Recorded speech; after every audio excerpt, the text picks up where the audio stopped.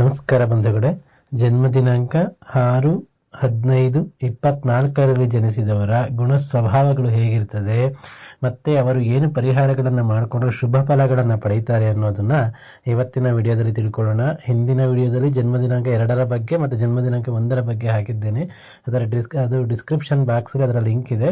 ಆ ವಿಡಿಯೋವನ್ನು ಸಹ ಎಲ್ಲರೂ ನೋಡಬಹುದು. ಪ್ರತಿಯೊಂದು ಜನ್ಮ ದಿನಾಂಕದ ವಿಡಿಯೋಗಳನ್ನು ಸಹ ಅದರ ಗುಣ ಸ್ವಭಾವಗಳು, ಪರಿಹಾರಗಳು ಏನು ಮಾಡ್ಕೊಳ್ಬೇಕು ಅನ್ನೋದನ್ನ ಹಾಕ್ತಾ ಹೋಗ್ತೀನಿ. ಇವತ್ತಿನ ದಿವಸ ಜನ್ಮ ದಿನಾಂಕ 6-15-24ರ ಬಗ್ಗೆ ತಿಳಿತಾ ಹೋಗೋಣ.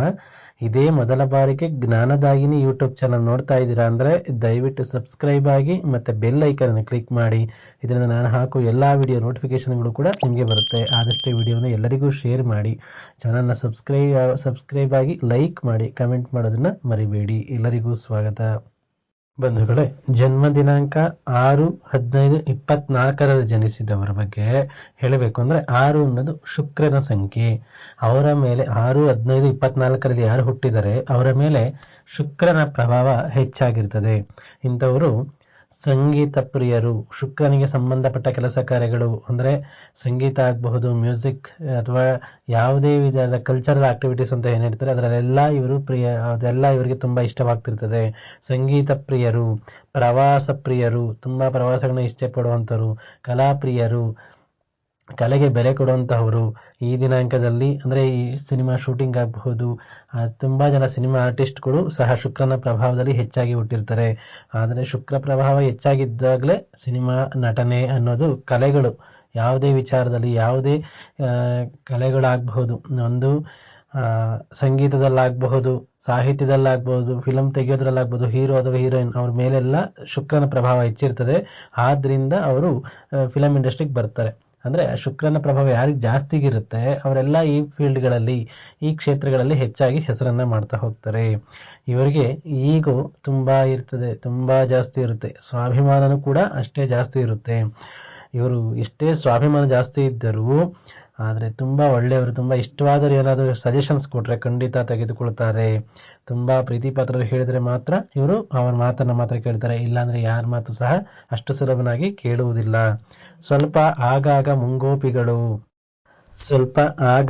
ಮುಂಗೋಪಿಗಳು, ಅನ್ನಿಸಿದ್ದನ್ನು ನೇರವಾಗಿ ಹೇಳುವಂಥವರು.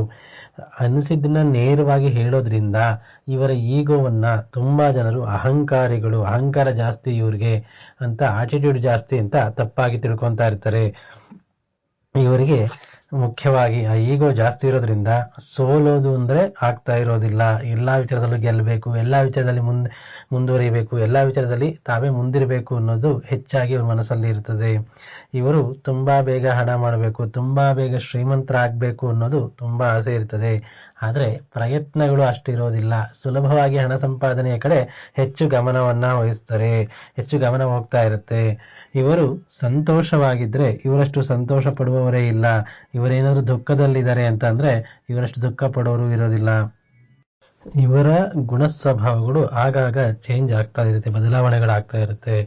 ಇವರಷ್ಟು ತುಂಬಾ ಮಾತೃಹೃದಯ ಅಂದ್ರೆ ತುಂಬಾ ಸಂತೋಷವಾಗಿರೋರು ಸಹ ಅಥವಾ ತುಂಬಾ ನೋವಿಂದ ಅಳೋರು ಸಹ ಬೇರೆ ಯಾರು ಇರೋದಿಲ್ಲ. ಅಷ್ಟು ನೋವನ್ನ ತಿಂತಾರೆ, ಮತ್ತೆ ಅಷ್ಟೇ ಮನಸ್ಸಿನಲ್ಲಿ ಕೊರಗ್ತಲೂ ಇರ್ತಾರೆ.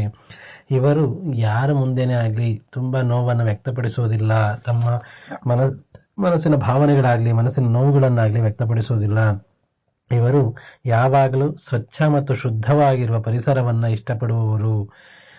ಅಲಂಕಾರ ಪ್ರಿಯರು, ತುಂಬಾ ಚೆನ್ನಾಗಿ ಮೇಕಪ್ ಮಾಡ್ಕೊಳ್ಳುವಂಥದ್ದು, ಅಲಂಕಾರ ಮಾಡ್ಕೊಳ್ಳುವಂಥದ್ದು, ತುಂಬಾ ಚೆನ್ನಾಗಿ ಕಾಣಬೇಕು ಅನ್ನೋದು ಹೆಚ್ಚಾಗಿರ್ತದೆ. ತುಂಬಾ ಅಂದ ಚಂದವಾಗಿ ಕಾಣಬೇಕು ಅನ್ನೋ ಆಸೆ, ತುಂಬಾ ಎಲ್ಲರೂ ನಮ್ಮನ್ನ ಗುರುತಿಸ್ಬೇಕು, ಎಲ್ಲರಿಗೂ ನಾನೇ ಹೈಲೈಟ್ ಆಗಿ ಕಾಣಬೇಕು ಅನ್ನೋದು ಇವ್ರ ಮನಸ್ಸಿನಲ್ಲಿ ತುಂಬಾ ಇರ್ತದೆ.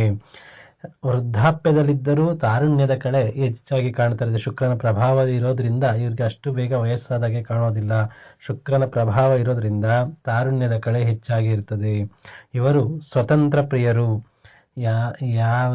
ಯಾವುದೇ ಮುಲಾಜಿಗೊಳಗಾಗೋದಿಲ್ಲ, ಯಾರ ಕೈ ಕೆಳಗೆ ಕೆಲಸ ಮಾಡಕ್ಕೆ ಅಷ್ಟು ಮನಸ್ಸು ಒಪ್ಪೋದಿಲ್ಲ. ಸ್ವತಂತ್ರವಾಗಿ ಬದುಕಬೇಕು ಅನ್ನೋದು ಹೆಚ್ಚಾಗಿರ್ತದೆ. ಇವರ ಹಳೆಯ ಮೂಢನಂಬಿಕೆಗಳು, ಕಂದಾಚಾರವನ್ನ ಬೇಗ ಒಪ್ಪುವುದಿಲ್ಲ.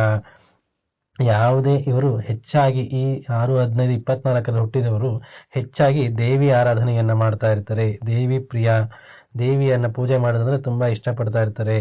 ಪ್ರೀತಿ ಪ್ರೇಮದ ವಿಚಾರಗಳಲ್ಲಿ ತುಂಬಾ ನೋವನ್ನ ತಿನ್ನುವವರು, ತುಂಬಾ ಮೋಸ ಹೋಗೋದು, ತುಂಬಾ ಡಿಸಪಾಯಿಂಟ್ ಆಗೋದು ಇವರೇನೆ. ಅದರಿಂದ ಪ್ರೀತಿ ಪ್ರೇಮದ ವಿಚಾರದಲ್ಲಿ ತುಂಬ ಎಚ್ಚರಿಕೆ ಅಗತ್ಯ. ತುಂಬ ಇಷ್ಟಪಡುವವರು ಮತ್ತು ದೂರ ಆಗೋದು ಇವ್ರಿಗೆ ಜಾಸ್ತಿ, ಇಷ್ಟಪಟ್ಟಿದ ವ್ಯಕ್ತಿಗಳು ದೂರ ಆಗೋದು ಇವ್ರಿಗೆ ಜಾಸ್ತಿ ಆಗಿರ್ತದೆ.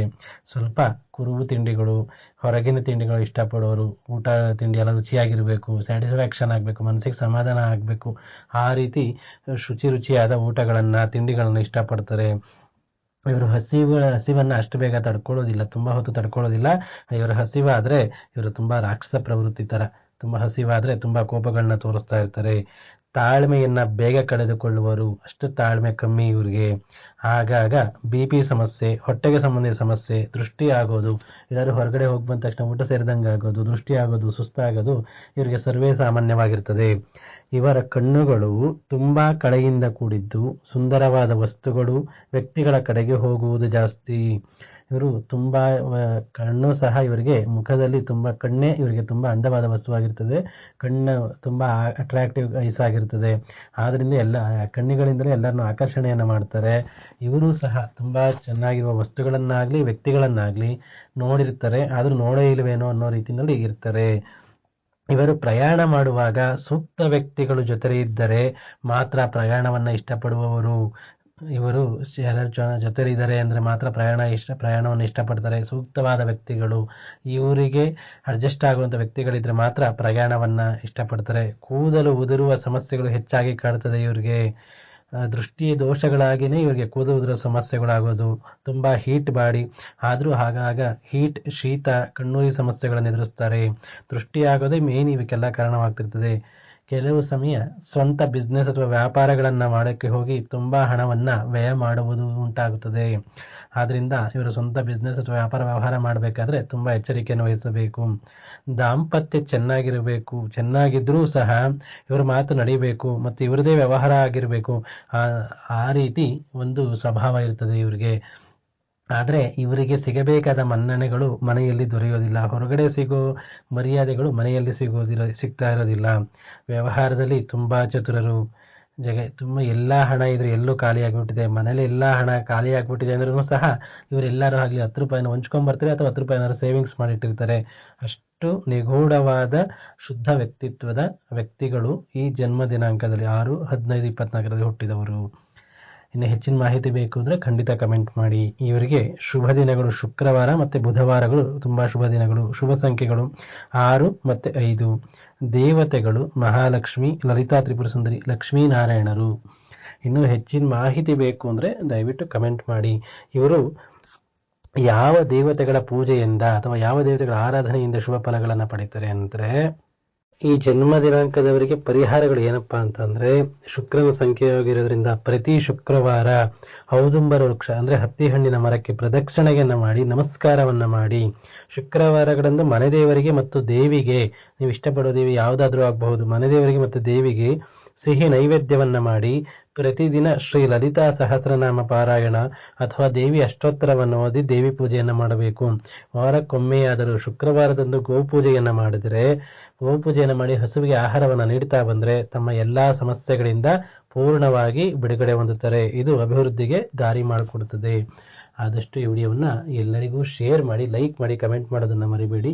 ಎಲ್ಲರೂ ಚಾನಲ್ ಸಬ್ಸ್ಕ್ರೈಬ್ ಆಗಿ ಅಂತ ಹೇಳ್ತಾ, ಏನಾದರೂ ಹೆಚ್ಚಿನ ಮಾಹಿತಿ ಬೇಕು ಅಂದರೆ ಕಮೆಂಟ್ ಮಾಡಿ. ಎಲ್ಲರಿಗೂ ನಮಸ್ಕಾರ, ಒಳ್ಳೆಯದಾಗಲಿ.